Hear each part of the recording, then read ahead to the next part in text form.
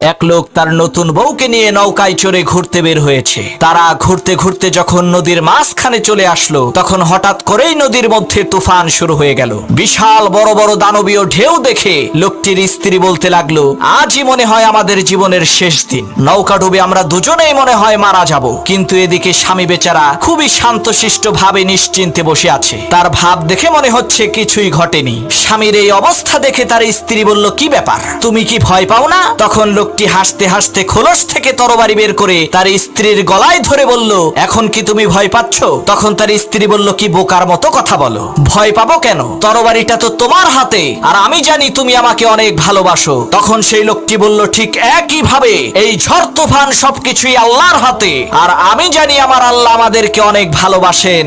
আমার এই তরবারির নিচে তুমি যেমন নিরাপদ, ঠিক একই ভাবে মহান আল্লাহ তাআলার দেওয়া এই ঝড় তুফানের মাঝেও আমরা তেমনই